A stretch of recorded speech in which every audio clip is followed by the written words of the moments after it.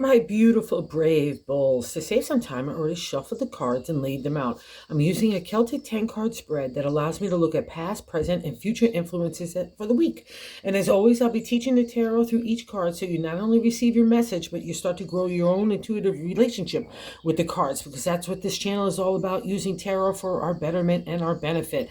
And for weeks now, my bull friends, I have been saying that Taurus needs to blend the heart and the mind together to keep momentum moving forward, right? But now, this week, for some reason, and I'm a Taurus as well, we have gotten ourselves into such a knot that we're undermining ourselves, we're being doubtful, we're starting to stir up anxiety and fear and insecurity. And it's all because we're being really hard on ourselves.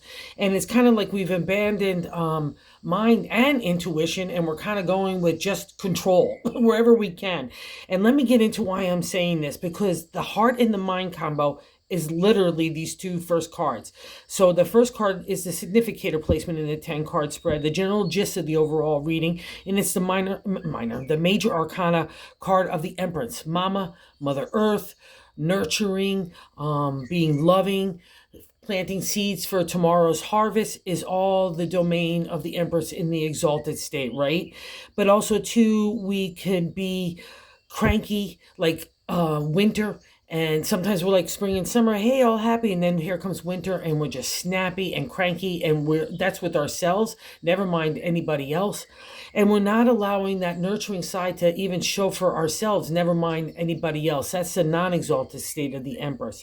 And I have a feeling that that's kind of creeping in a little bit, because the second card, which is in the second card position, is a crossing card, which is not allowing the Empress to kind of just be loving and vibing and believing in the future's harvest, right, of abundance and potential. That's her whole domain. And most importantly, being a good mom too, and a parent and caregiver. And I have a feeling that that's also a narrative for some of you. If that kind of dynamic is changing, you're beating yourself up because you're not like feeling like you're being the best mom or the best parent or the best caregiver, whatever that definition is for you. That's another non-exalted state of the Empress I see a lot of times in readings. So don't buy into that kind of thinking. We need to get the High Priestess, which is sitting in that second card. It's like the sister of the Empress. The High Priestess is also a major arcana card, and she's psychic ability, she's intuition, she's a connection to God in a unique way. It's allowing kind of that intellect to flow with the heart and the spirit of the intuition, right? That's the domain. That's the black and white steps that you see a lot of time, black and white versions in tarot. It's that blending of logic with intuition, which we've been talking about for weeks now, but now it seems like the Empress, and maybe in her bad mood or that hard kind of outlook and approach and attitude, is dampening the spirit of the High Priestess, and we just can't have that, my bull friend. So we need to lift the High Priestess to be for our benefit, right?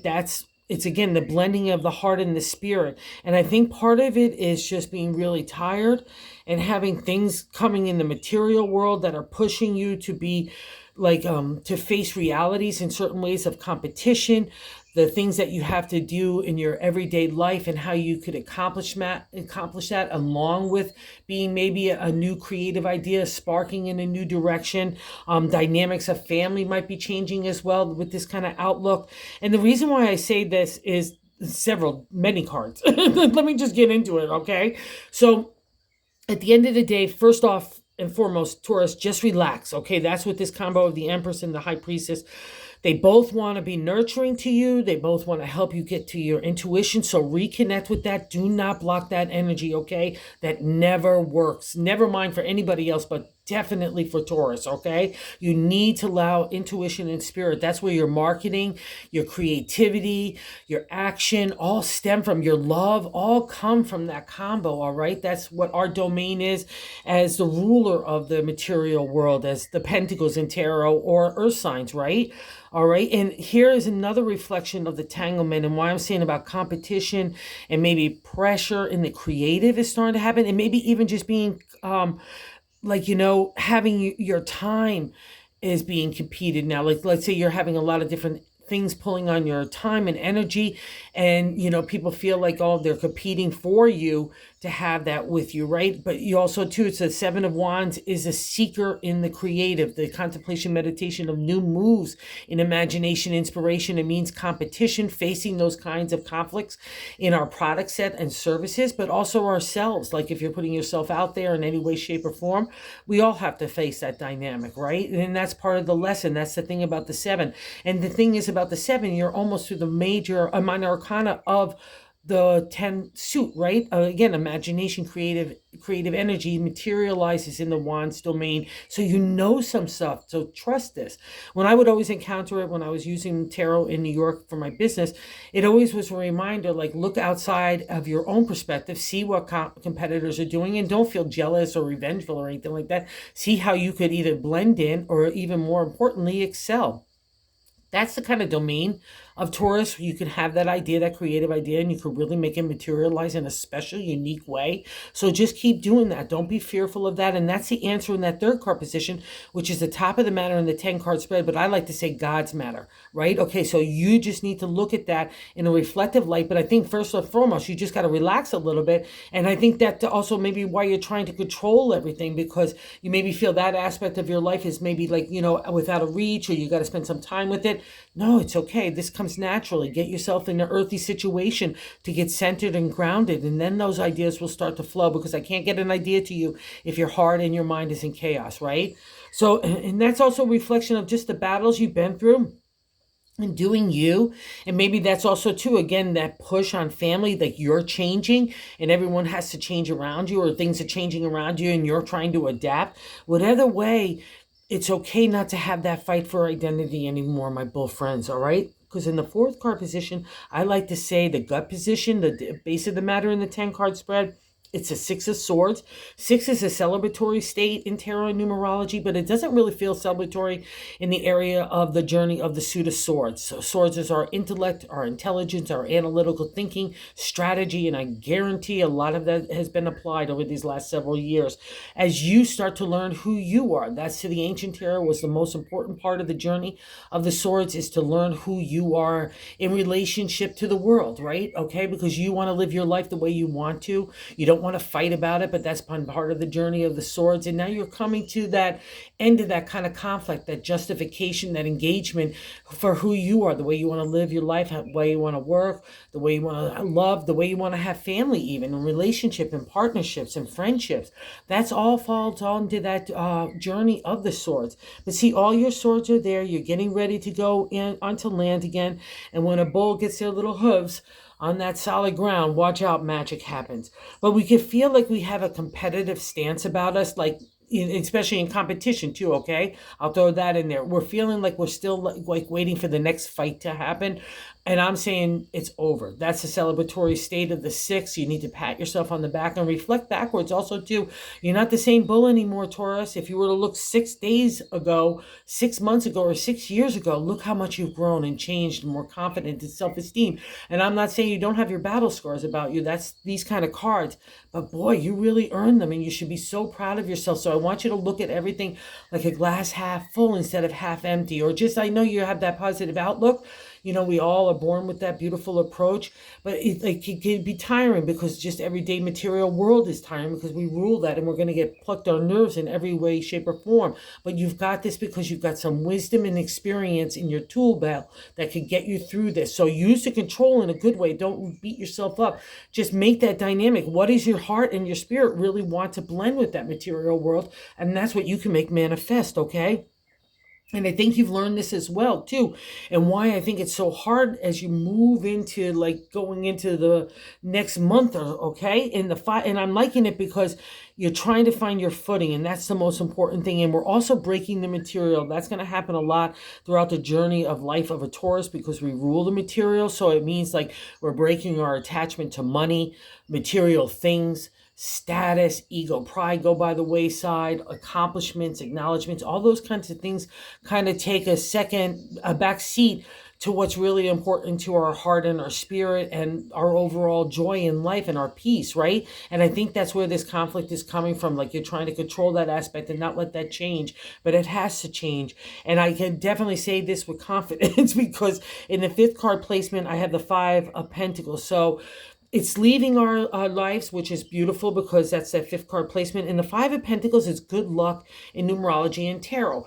But in the Pentacles, again, is our domain. We're earth signs. That's an area of the material in Pentacles: family, home, relationship, career, the way we're treating our bodies, our money, being outside in society. But the Five of Pentacles is usually dealing with money and status and ego pride stuff. We're coming out of a dark time. That's a representation of the moon there. We're still on rocky footing. We're trying to find our way. I just know with the five, the way to get to the good luck out of the conflict happens in our own mind. It's a way that we're attached to material things or to money or status. All those kinds of things get broken in the five. That's how you get to the good luck, because that's the ironic part. All the pentacles are right there. They're all in a row. It's the way that we're feeling about it. We can feel somewhat ashamed, embarrassed. Like maybe we don't have enough accomplishment, or I don't have enough money, or I'm not doing the things that I thought I was going to do. All those kinds of things fall under the domain of Taurus. And that's what needs to be broken. That kind of thinking serves us not.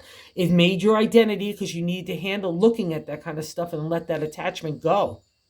Especially in the narrative of our head and our spirit, right? That's that breaking there, and I'm loving it. And now we're leaving that position. We're coming into the sixth card placement, and this is really interesting here, my bull friends.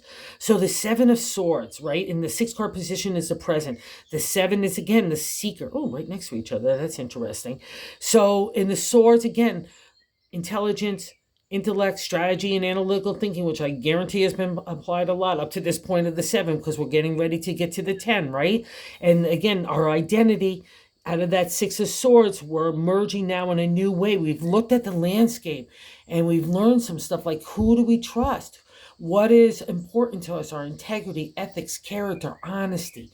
That's all paramount to Taurus because we rule it. And especially because it's crossed over here, I don't want you not to have that intuition, that subconscious ability, that connection to God and the universe.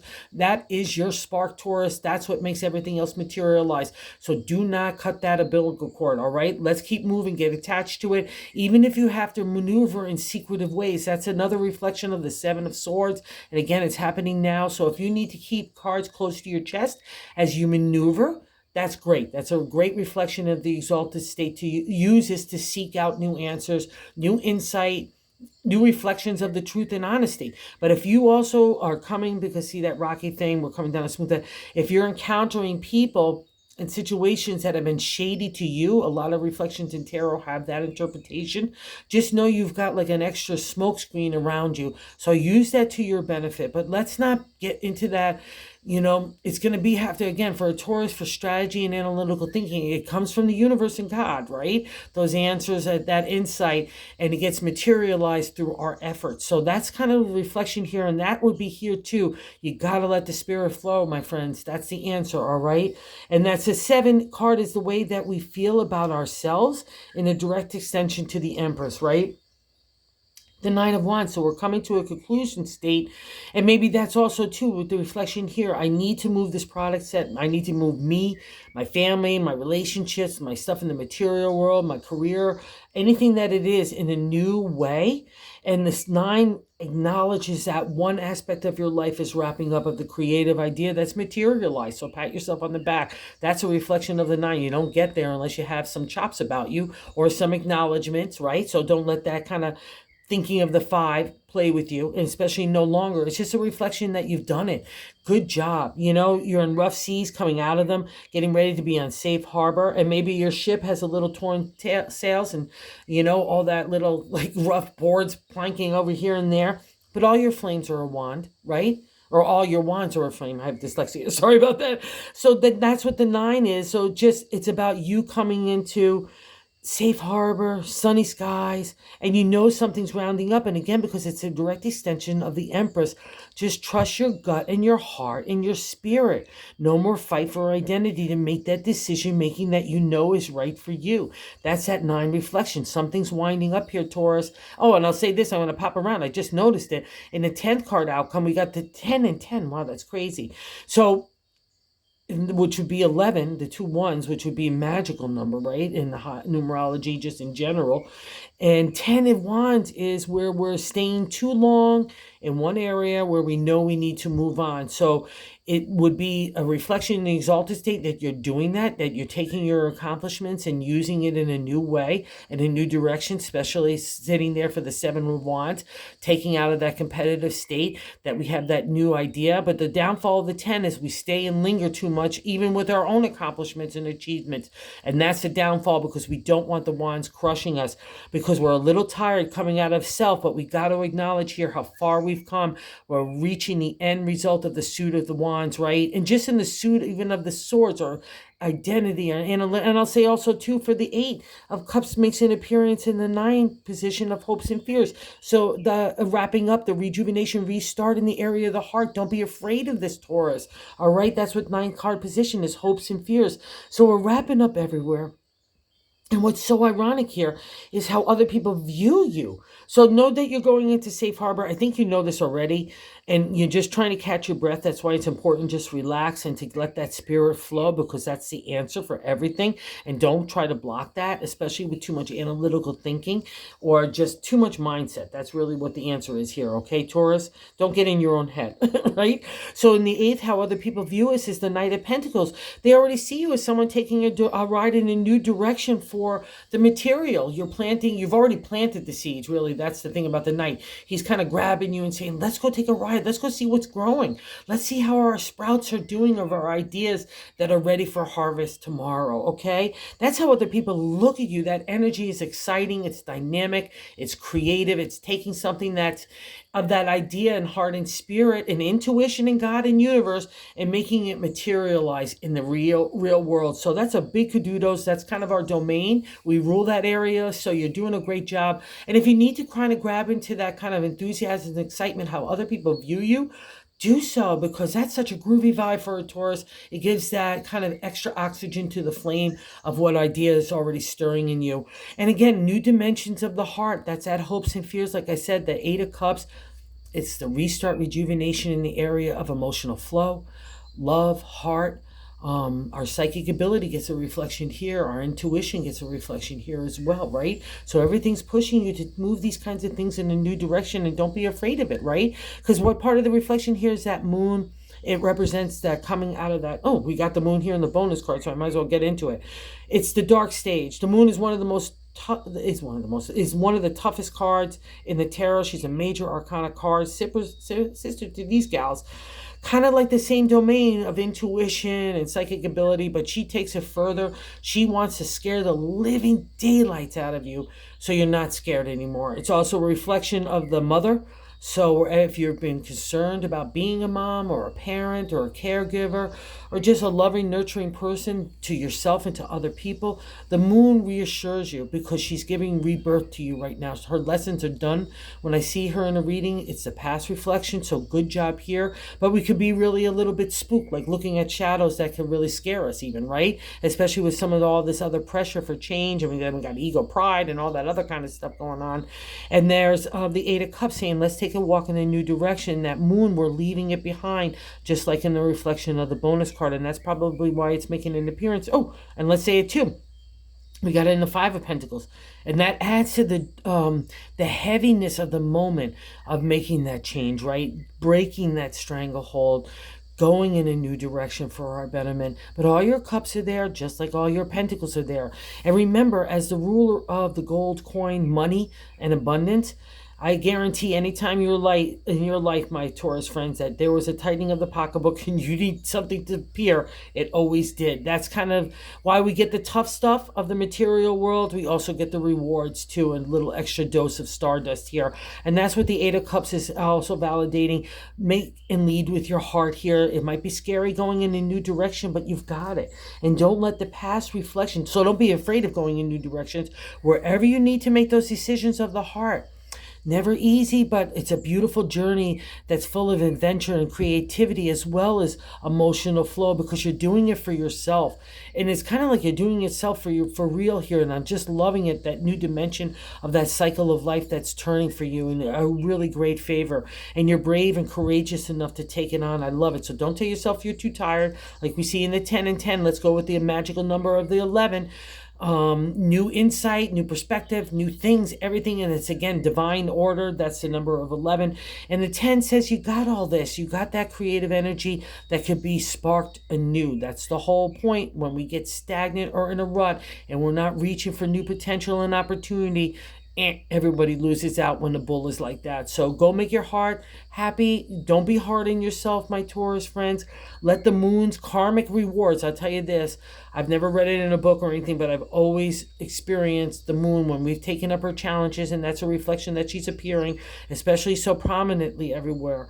It's a reflection that you have such great accolades in the area of God and the universe. What's important in this material world, which we rule, is one thing, but what's important in the eyes of God and the universe is a whole other kettle of fish, and you've done this. So let's go get those rewards. Relax, take a breath, loosen that mind head, loosen the pocketbooks, loosen everything, okay? Just relax, give it a big shake off, and let's move forward this week, because a small mark on the calendar, but a big deal for you to break these kind of things and move forward, okay? Trust yourself. That's the most important thing, and bring that spirit into even intellectual thinking and strategy, okay? You got this, Taurus, and thank you so much everyone that watches and subscribed and just has been promoting it. I just can't say thank you enough. And if you haven't subscribed, if you would consider doing so, we're trying to grow the channel and reach other kindred spirits about the word of tarot. So thank you so much again, my bull friends.